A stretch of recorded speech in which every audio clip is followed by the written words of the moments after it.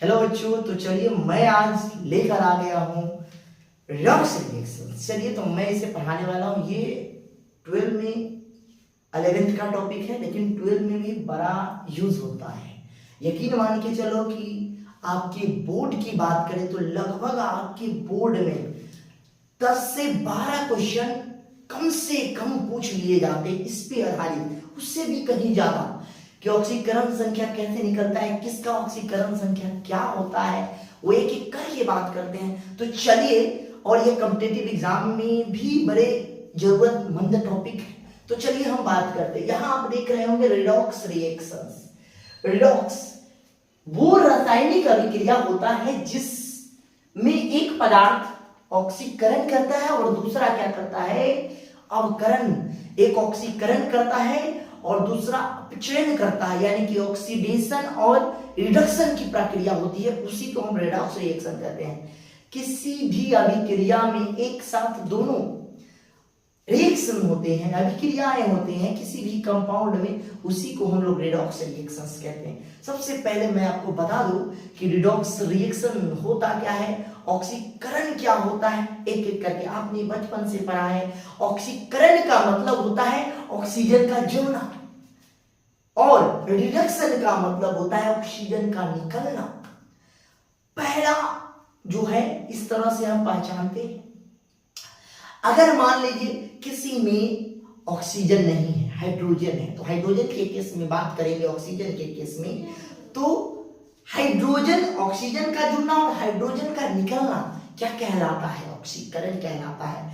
और loss of electron is called oxidation. देखिए यहाँ पे एक एक चीज, यानी कि इलेक्ट्रॉन का खोना, यानी कि O2 का ग्रहण करना, H2 का त्याग करना, इलेक्ट्रॉन का खोना, ये सब की सब जो प्रक्रिया है, ये कौन सी प्रक्रिया है, ऑक्सीडेशन है। ये ऑक्सीडेशन है, ये आप समझ के चलो। अब देखिए मैं बात करता हूं रिडक्शन। रिडक्शन का मतलब हो गया कि O2 का त्याग करना, H2 का ग्रहण करना, यानी कि O2 को त्याग करना और H2 को ग्रहण करना, यानी कि उल्टा होता है इसका। और इलेक्ट्रॉन को प्राप्त करना, यानी कि गेन ऑफ इलेक्ट्रॉन, इसको हम लोग क्या कहते हैं, gain of electron is called a reduction.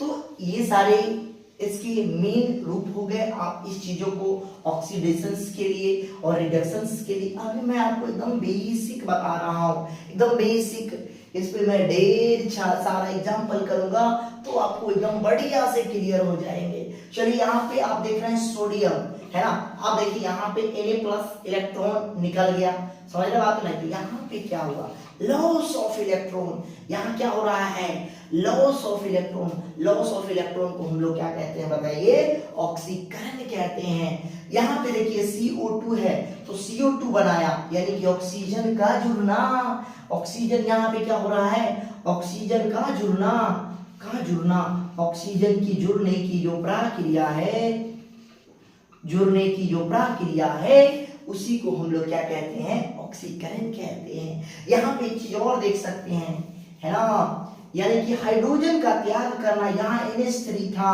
और NH3 में से NH2 बना और H2 निकल गया, तो क्या हुआ बताइए, NH3 में से तो ये इसका हाइड्रोजन का त्याग किया ना, तो ये ऑक्सीकरण कहलाएगा।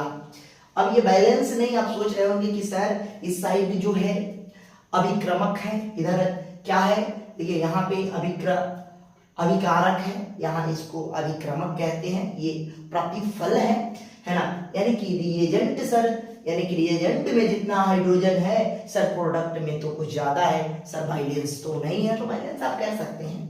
देखिए यहाँ पे 3 हाइड्रोजन है, इधर कितना है, 2 2 4 है, तो आप इधर लगा दो 2, बैलेंस करने के लिए 2 लगा दो, 3 दूना 6 हो गया।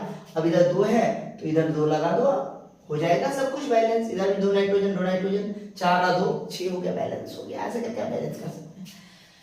यहाँ देखिए आप क्लोरीन, उसी तरह से यहाँ पे मैंने बताया है गेन ऑफ इलेक्ट्रॉन, उसमें लॉस होता है, तो इसमें क्या होता है, गेन ऑफ इलेक्ट्रॉन होता है। देखिए यहाँ पे अगर हम बात करते हैं NH2 H2 और यहाँ पे ये बन गया, है ना, हाइड्रोजन का जुड़ना। देख रहे हैं हाइड्रोजन आपस में जुड़ा तो क्या बना लिया, NH3 बना लिया। यहाँ पे देखिए आप ऑक्सीजन का जुड़ना नहीं, ऑक्सीजन का निकलना। तो यहाँ पे ऑक्सीजन निकला तो क्या बन गया, H+OH बना। तो ये बात आप याद रख सकते हैं, बहुत अच्छा है। अच्छा इसका उल्टा कर दीजिएगा तो जैसे मान लीजिए CO2 है तो क्या बना बताइए, C+O2 इसमें से निकल गया। तो ये सबसे अच्छा एग्जांपल है भाई रिडक्शंस का, आप ध्यान दे सकते हैं। चलिए अब हम बात करते हैं ZnSO4 CuSO4। भाई हम कैसे समझे कि किसमें ऑक्सीडेशन हो रहा है, एक एग्जांपल के थ्रू समझते। वैसे हम लोग बहुत सारे एग्जांपल करने वाले हैं, ढेर सारे। अभी मैं आपको बेसिक से बेसिक बता रहा हूं कि रिडॉक्स रिएक्शन जो होता है जिसमें ऑक्सीडेशंस प्लस रिडक्शंस दोनों एक साथ होते हैं, यानी कि किसी कंपाउंड में यौगिक में अगर ऑक्सीकरण और अवकरण की अभिक्रिया एक साथ हो तो उसी को हम लोग रिडॉक्स रिएक्शंस कहते हैं। बस इतना बेसिक सा याद रखिए। यहाँ देखिए आप एक कंपाउंड लिए हैं, इसमें हम देखने की कोशिश कर रहे हैं कि कहाँ ऑक्सीडेशन हो रहा है और कहाँ रिडक्शंस हो रहा है। तो ZnSO4 CuSO4 के साथ रिएक्शंस करेंगे तो ZnSO4 बनाएगा और यहाँ पे क्या बना लेगा, Cu बनाएगा। तो आप अगर ऑक्सीडेशंस की बात कर रहे हैं, यहाँ देखिए ऑक्सीडेशंस की बात कर रहे हैं तो यहाँ पे क्या होगा, आप ही देखिए यहाँ पे ये 0 है, लेकिन अगर आप इसका निकालने की कोशिश करिएगा, अभी तो आपको मैंने सिखाया नहीं है कि कैसे करना है, बट फिर भी समझिए। यहाँ पे Zn है, Zn यहाँ पे हम बात करें तो Zn में से देखिए Zn है, देख रहे हैं आप, Zn कैसे बना होगा, Zn प्लस में से एक इलेक्ट्रॉन निकल गया होगा तो Zn बना होगा। वैसे आप ऐसे भी निकाल सकते हैं, इसका ऑक्सीकरण संख्या निकाल कर, इसका 4 दूना 8 हो गया और सल्फर का कितना होता है, 2 होता है। तो आप वैसे भी, वैसे मैं कहूंगा आप उतना क्यों करने जाओगे, अभी आराम से आप ऐसे करके चलो। रिडक्शंस की अगर हम बात करते हैं, यहाँ देखिए एक इलेक्ट्रॉन हुआ तभी तो Zn प्लस हो गया। अब यहाँ पे हम बात करते हैं Cu का, तो Cu है ना, Cu2 प्लस और यहाँ से जो 2 इलेक्ट्रॉन जो निकला, समझ रहे हैं बात को ना, तो क्या बना दिया, Cu बना है ना, 2Cu या सीधा Cu बना लिया। तो यहाँ देखिए एक का ऑक्सीकरण हुआ और एक का रिडक्शन हुआ, समझे ना बात, एक का ऑक्सीकरण हुआ और एक का रिडक्शन हुआ। ऐसे करके हम समझ लेते हैं। यानी कि टाइप ऑफ रिडॉक्स रिएक्शंस, अगर हम बात करें रिडॉक्स रिएक्शंस की तो यहाँ पे देखिए कॉम्बिनेशन रिएक्शंस, यानी कि कॉम्बिनेशन रिएक्शन वह रिएक्शन होता है जिसमें एक से ज्यादा रिएक्टेंट आपस में मिलकर प्रोडक्ट बनाते हैं, उसी को हम रिएक्टेंट कहते हैं। इसको हम लोग कॉम्बिनेशन रिएक्शंस कहते हैं। जैसे में मान लो यहाँ पे आप Zn प्लस SO4 को जोड़ो तो क्या बना लेगा, ZnSO4 हो गया। तो एक से ज्यादा क्या है, एक से ज्यादा रिएक्टेंट है, एक से ज्यादा अभिकारक है, एक से ज्यादा क्या है, अभिकारक है। अभिकारक क्या बनाता है, अभिकारक मिलकर प्रतिफल बनाता है, प्रतिफल बनाता है। एक से ज्यादा अभिकारक ZnSO4 मिलकर क्या बनाता है, एक से ज्यादा अभिकारक मिलकर प्रतिफल बनाता है। तो ये बात आप ध्यान रख सकते हैं। चलिए हम बात करते हैं डिस्प्लेसमेंट रिएक्शंस कि आखिर ये डिस्प्लेसमेंट रिएक्शंस क्या होती है। डिस्प्लेस एक जगह से दूसरी जगह स्थानांतरित होना, डिस्प्लेस होना, इसी को हम लोग क्या कहते हैं, डिस्प्लेसमेंट रिएक्शंस कहते हैं। एक मिनट बच्चे,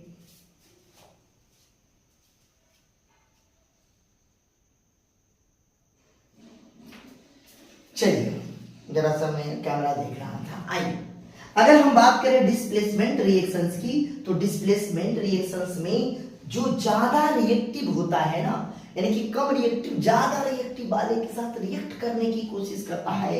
जैसे में मान लीजिए Zn प्लस CuSO4 का अगर हम रिएक्शन करते हैं तो ZnSO4 बना लेगा और साथ में Cu इधर आ जाएगा।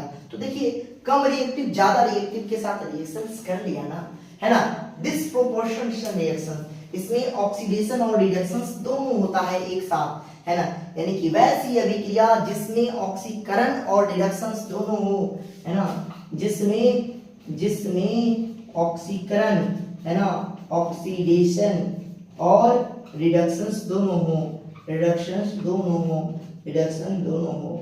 दोनों हो।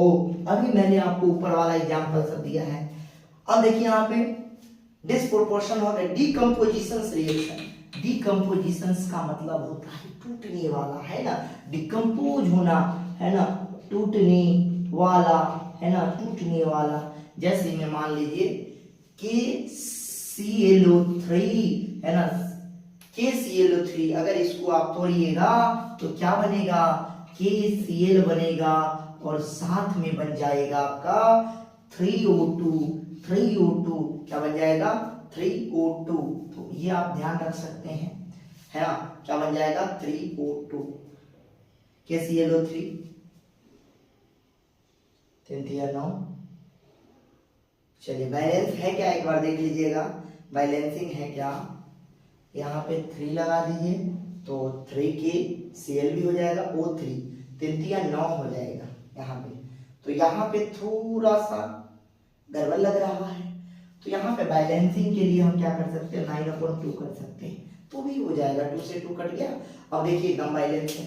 तो ये रिएक्शन को हम डिकम्पोजिशन रिएक्शंस कहते हैं। तो ये सारा के सारा रिएक्शन इस तरह से आप आराम से कर सकते हैं, कोई दिक्कत वाली बात है क्या, नहीं ना। तो इस तरह से आप चलिए बच्चे, तो आगे का चीज हम बाद में और बचाएंगे। चलिए ओके।